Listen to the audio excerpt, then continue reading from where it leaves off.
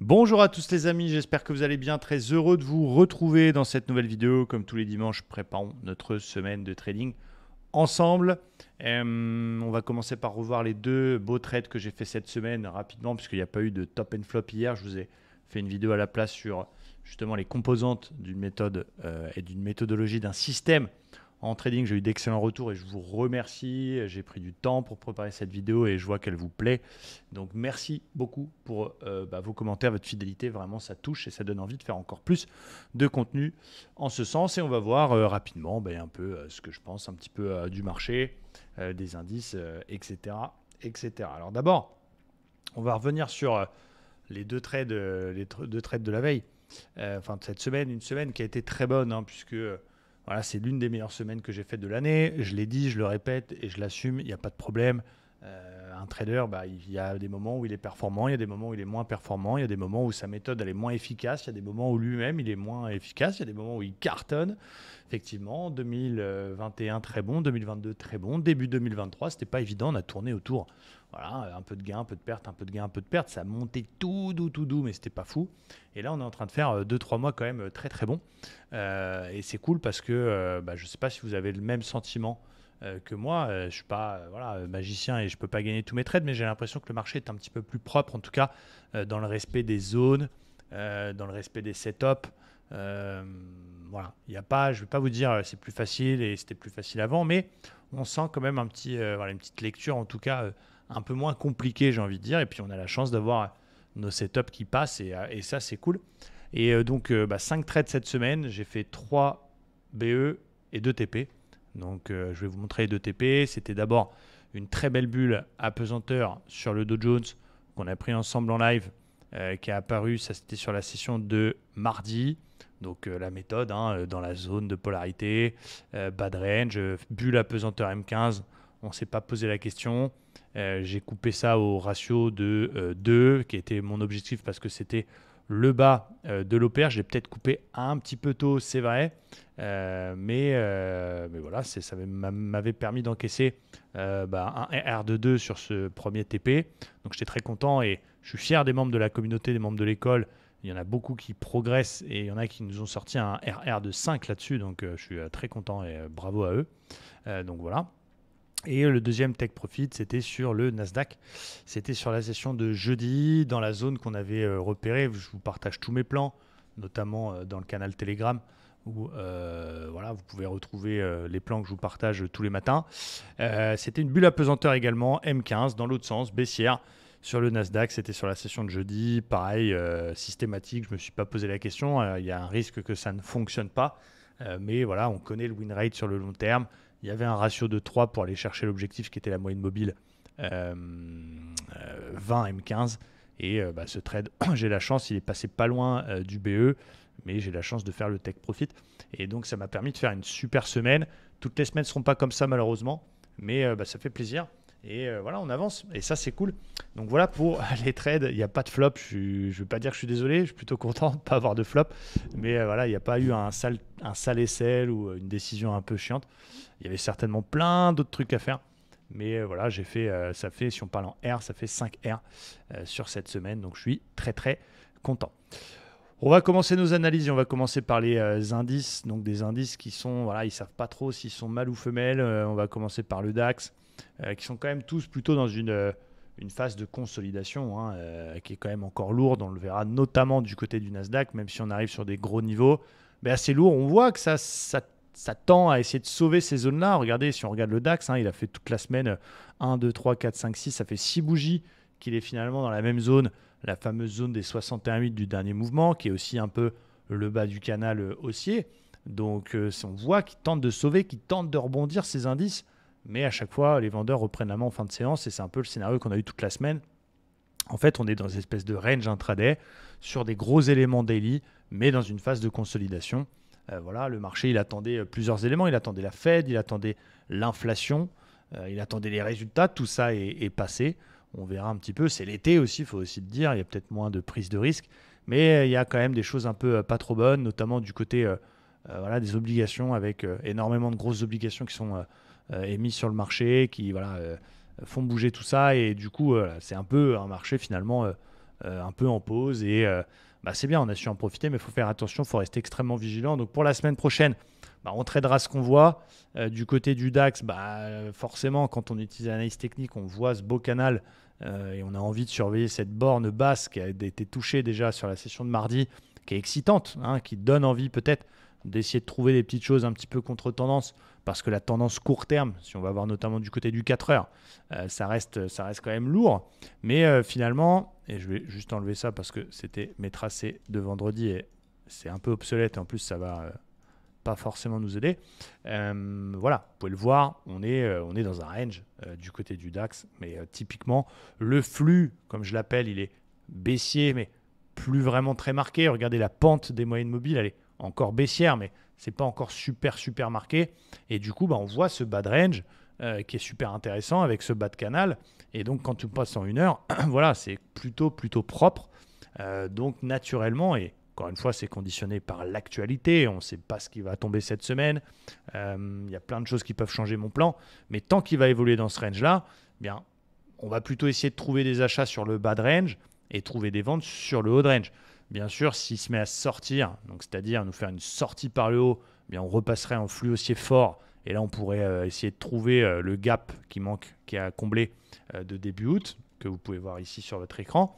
Mais voilà, attention à ne pas aller trop vite en besogne. Et tant qu'on est entre le bas de gap et l'espèce de bas de canal, on pourrait faire comme là, faire une fausse sortie. Donc voilà, on va dire tant qu'il ne casse pas cet excès sur les 15 008, je peux essayer de travailler des petits achats sur des setups de contre-tendance parce que la tendance court terme, elle est quand même assez baissière et travailler des divs ou ce genre de choses. On va dire que le niveau de danger, c'est la grosse zone des 15 620, 15 150 qui est le vrai plus bas, les 100%. Voilà, la correction, elle pourrait même être jusque-là sans mettre en danger toute la tendance de fond.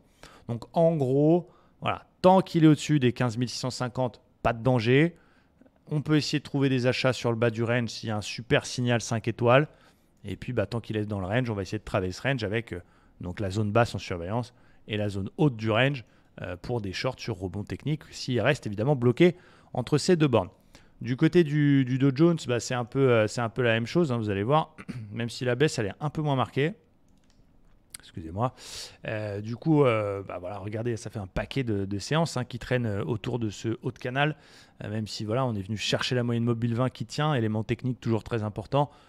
J'ai envie de dire, le fond reste quand même solide. On ne peut pas dire qu'on soit dans une tendance baissière, mais on est collé complètement en PLS autour du haut de canal, qui est une zone, voilà, on va dire autour des 35 400, qui est une zone d'accumulation qui est quand même assez intéressante.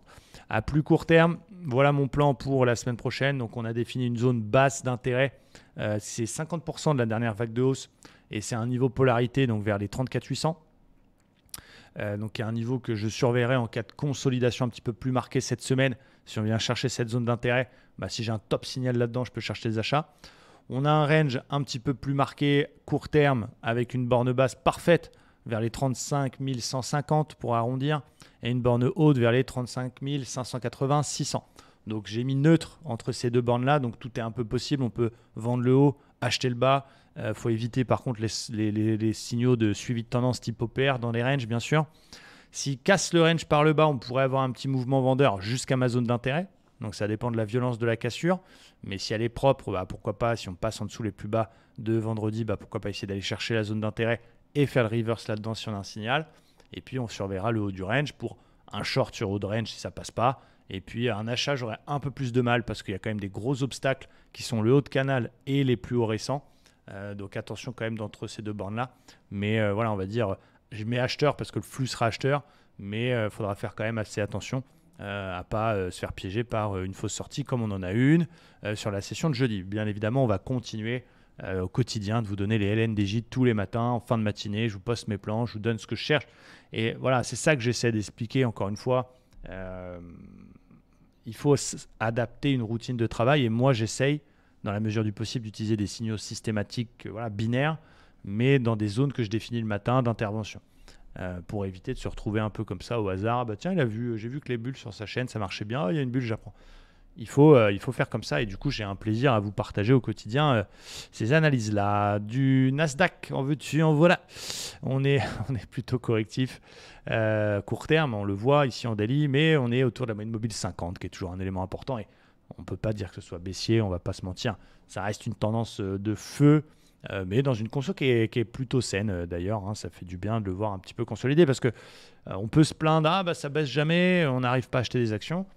Et puis finalement, là, on a une conso, on ne peut pas s'en plaindre. Maintenant, la grande question, évidemment, et j'ai la DeLorean qui est garée un peu plus loin, mais c'est est-ce que ça va s'arrêter ou est-ce que ça va continuer? J'ai pas de boule de cristal. On est quand même dans un beau niveau. C'est une zone plus bas intéressante et qui a été un peu polarité, qui a déjà été plusieurs fois support et résistance. C'est 15 100. Pour l'instant, ça tient. Sous cette zone, s'il passe sous les plus bas de vendredi, je passe vendeur fort. Ça veut dire que même si j'ai déjà cherché des ventes la semaine dernière, sous les plus bas de vendredi, il faut continuer à chercher des ventes. Il ne faut pas essayer d'attraper le couteau qui tombe. Par contre, je suis obligé de la mettre en évidence. On a une sorte de vague de Wolf, un peu de Tordax, mais qui est là, qui est intéressante, avec un 0.5 intéressant. S'il tient cette zone et s'il repasse un petit peu au-dessus du petit support cassé en gris ici, s'il repasse, on va dire, au-dessus des 15 180, 15 200, on pourrait avoir un rebond technique possible jusqu'à la zone des 15 400 qui sera un niveau très important à surveiller. C'est là où j'avais shorté la bulle d'ailleurs sur la session de jeudi. Et donc on va dire que tant qu'on est sous 15 400, ça restera lourd.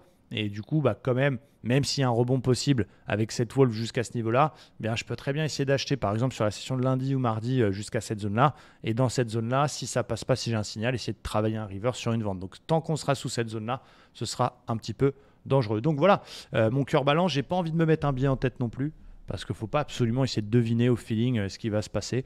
Faut essayer de constater qu'est-ce qui se passe. Est-ce que c'est haussier? Est-ce que c'est baissier? Est-ce que la tendance montre des signes de retournement? Est-ce qu'elle est forte? Est-ce qu'on est en range? Quels sont les niveaux d'intervention? Et voilà, et constater au quotidien, c'est très bien de ne pas se mettre de biais. Côté gold, rapidement, je n'ai pas réussi à trouver des points d'entrée, des trades sur le gold depuis un petit moment, je vous avoue. Je ne suis pas spécialiste du gold, mais j'aime bien de temps en temps. Mais voilà, il est baissier à court terme. Hein. On voit en daily, il avait tenté une belle vague de rebond et on est revenu corriger 100% de la vague précédente. J'ai du mal à le shorter, le gold, je vous en ai déjà parlé, c'est pas un actif dans lequel je suis à l'aise en short, c'est bizarre, hein, c'est comme ça, pourtant je suis en short, mais j'ai du mal. Et du coup, cette zone est obligée de m'intéresser, voilà, c'est un niveau support, qui a fait 2 fois support, il y a une divergence 4 heures qui est en train de se mettre en place, qui n'est pas la plus belle, mais si jamais on se retourne en termes de flux, s'il y a une théorie de dos qui pour l'instant est très baissière, se met à se retourner, donc ça veut dire qu'il va falloir nous faire un plus haut précédent et puis pourquoi pas faire une petite correction, je peux essayer de trouver des achats. C'est un niveau que j'aime bien, donc que je vais surveiller. Tant qu'il ne casse pas ce niveau-là, ça peut se tenter. Après, s'il passe sous le plus bas précédent, ça va être plus délicat et il n'y aura rien avant cette zone ici un peu plus basse. Voilà, 1890. Bien sûr, il dépend du dollar, il dépend de tout ce qui se passe. Mais voilà, il ne faut surtout pas qu'il casse cette zone. S'il casse cette zone, on attendra les 1890 pour essayer de faire un petit achat. Et les plus agressifs feront une vente si la zone elle casse pour aller chercher les 1890. Pétrole, attention pétrole quand même, on est dans une belle zone. Il peut casser cette zone-là encore une fois. Et s'il casse cette zone 83, le prochain objectif c'est 100 $, chiffre rond. Donc c'est possible. Il faudra bien suivre au niveau fondamental ce qui se passe au niveau du pétrole, mais forcé encore une fois de constater que cette zone, elle est bien excitante puisque c'est là où il y a eu une grosse divergence. C'était au mois d'avril avec une grosse dégueulerie. C'est une zone de prise de bénéfices, donc il va falloir la surveiller. Puis il y avait une très belle Wolf en 4 heures. Voilà, pour l'instant, c'est très haussier quand même, donc voilà, ça reste contre-flux d'essayer de travailler ça, mais c'est une zone qui est intéressante. On va surveiller, on va essayer de l'exploiter, on va essayer de travailler quelque chose. Par exemple, pas forcément s'obliger à shorter, mais ce que je vais mettre sur mon graphe, je vais prendre les plus bas ici du niveau de vendredi. Si on passe là-dessous, on peut se dire ok, excusez-moi, pardon, je peux faire des petites ventes sous 82 pour aller chercher l'objectif de la Wolf par exemple. Ça, en attendant une confirmation, ça c'est un niveau que je vais pouvoir surveiller sur le gold.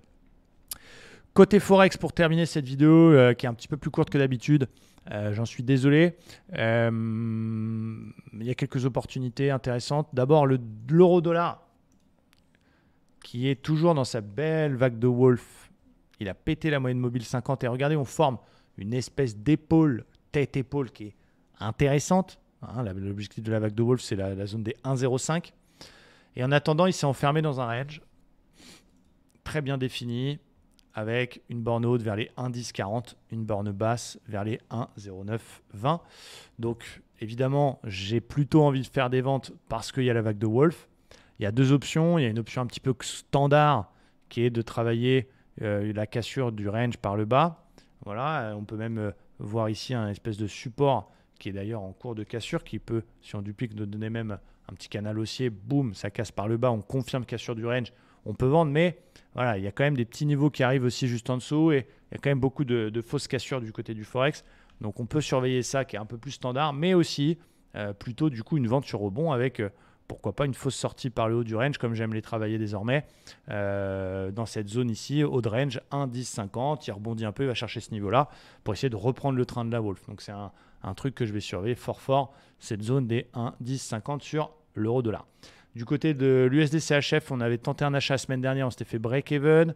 Ça reste toujours un truc qui me plaît. Hein. Je vous rappelle que c'est un très très gros bad range qui est en place depuis, je crois, même avant ma naissance. 2011, non, j'exagère, mais en tout cas qui est en place depuis longtemps, avec une Wolf du Seigneur qui est quand même pas trop mal. Bon, il y a eu un gros bordel sur la semaine dernière, on n'a pas réussi à rentrer. Je surveille voilà, la zone des 61,8, c'est-à-dire qu'on fait un W, on fait un nouveau plus haut, petite correction, essayer de racheter ça dans le FVG ici qu'on a, qui est très joli. Donc j'ai mis une alerte vers les 0,8650 sur l'USD-CHF que j'aime beaucoup. Un peu tiré par les cheveux, mais pareil, on a l'AUD-USD qui est sur un point bas. Alors il a cassé son range principal, mais il est revenu sur le plus bas, rappelez-vous, de fin mai, qui est quand même assez intéressant. Et là-dessus, j'ai une petite Wolf. Une petite Wolf, pareil. On a eu Bill Wolf au téléphone, hein, pas cette semaine, mais la semaine d'avant. Et on a une petite vague de Wolf qui est à surveiller. Voilà, c'est toujours des signaux un peu dangereux parce qu'on achète une baisse ou on vend une hausse. Mais voilà, ça donne quand même des taux de succès assez intéressants. Ça donne des ratios, il faut regarder. Hein, celui qui tente la Wolf en mode j'y fais confiance. Il est systématique, il va peut-être acheter un petit peu plus haut, il va mettre un stop assez court. Si ça passe, c'est un ratio de 4. Ratio de 4, il faut gagner une fois sur 5, il faut gagner 20% du temps ce genre de trade pour que sur le long terme ce soit rentable et pas être en PLS si on prend SL. Donc c'est très très juste. Et dans le même registre, on a l'NZD-USD qui est un peu plus marqué à la baisse, mais qui est toujours dans un niveau plus bas. Alors, il a pété sa zone d'accumulation et c'était assez violent ce qui s'est passé jeudi-vendredi. Mais voilà, on la surveille. Je ne l'ai pas prise encore. J'attends de voir ce qui va s'y passer. Mais on a une Wolf qui est assez intéressante à surveiller du côté de l'NZD USD. Il y en avait 2-3 autres. Et il y avait le GBP AUD avec, pareil, un truc assez intéressant. Regardez, une belle vague de Wolf, vous qui aimez ça. 4 heures, 4 heures daily, pardon. 1, 2, 3, 4, 5. Et puis une petite ETE, pareil, pas piqué des hannetons si je peux me permettre. L'épaule droite est un peu haute, j'aurais préféré qu'elle soit un petit peu plus basse, mais voilà un truc que je vais surveiller pour éventuellement, alors vous voyez peut-être pas, pardon, pour éventuellement travailler cette ETE. Donc plutôt intéressant le GBP AUD. Donc je vous remontre un peu parce que j'ai vu que j'avais le menu qui vous a peut-être gêné. Donc du coup c'était euro-dollar avec ce beau range qui est à surveiller en cas de cassure par le bas, mais surtout en cas de rebond dans le haut du haut de range. Il y avait USD-CHF, si on revient dans ma zone des 61,8 pour venir fermer le petit FVG sur la réintégration du range et le bas de la Wolf, j'ai mis une petite alerte là-dessus vers les 0,8650. C'était AUD-USD avec une vague de Wolf sur une base support qui est à surveiller, qui est intéressante, qui donne un ratio de 4. Et j'imagine que le reste, vous avez vu tout ce qu'il faut. Voilà pour mes plans. Tranquille et parcile, hein, j'ai envie de vous dire la fausse tranquille. Il ne faut pas s'énerver, c'est l'été. Et voilà, il faut faire du beau, c'est le principal. C'est toujours plus facile, évidemment, quand tu as fait une belle semaine, de faire un petit peu le mariole. C'est sûr, c'est plus facile que quand tu es en perte. Mais voilà, le trading, c'est énormément de travail. Ce n'est pas que de la technique, c'est aussi un état d'esprit. Il faut rien lâcher, voilà, lâchez rien, croyez en vous, impliquez-vous dans ce que vous faites, mettez-vous-y à fond. Il y a très peu de personnes qui vont réussir parce qu'il y a très peu de personnes, non pas qui ne sont pas capables, mais parce qu'il y a très peu de personnes qui sont capables de s'impliquer autant. Il y a énormément de travail, de discipline, de remise en question, d'état d'esprit. Moi, je ne suis pas spécialement Bouddha ou un mec qui fait du yoga, mais je fais un peu de méditation, je fais attention à la vie privée, à essayer de ne pas trop se diversifier, pas trop d'alcool, essayer voilà, de bien dormir. C'est des trucs bêtes, mais pour être à fond, pour être voilà, comme un sportif de haut niveau. Et ouais, c'est pas parce que tu as bien dormi que tu vas faire que des TP, mais c'est tout un cadre. C'est pas que un signal, donc il faut pas l'oublier. Et je suis content parce que notre persévérance paye. Et puis j'espère qu'on va continuer comme ça et qu'on va aller chercher un beau score cette année. Voilà, on va terminer par le BTC. Le petit BTC, qu'est-ce qu'il nous fait le petit BTC? Il est toujours sous sa zone ici. Alors j'ai vu quelques TikTok aujourd'hui de personnes qui sont passées full acheteuses. Bravo, c'est courageux de l'annoncer. J'aurais préféré qu'il aille chercher d'abord le support vers les 28. Espèce de grand support oblique là qui est pas mal. Et tant qu'il sera sous la zone des 32 500, ça va être compliqué de passer. Voilà, ça va être compliqué. Donc il ira peut-être, mais je préfère l'acheter un peu plus haut, vraiment fort. Si casse 32 qui sera pour moi le signal, plutôt que faire des achats sous résistance. Après, c'est bien d'accumuler. Moi, je continue à faire mon DCA tous les samedis. Je vous ai montré hier sur les réseaux sociaux le mail de Binance pour vous montrer que c'est possible de le mettre en place. Je ne sais pas si c'est possible en France d'ailleurs, mais en tout cas, tous les samedis, j'achète du Bitcoin en automatique. Ce pas des grosses sommes, mais je fais ça depuis très longtemps et du coup, ça accumule à plein de prix différents. Et puis, c'est un peu comme épargner. C'est comme si tu mettais une partie de ton salaire sur une assurance vie, par exemple.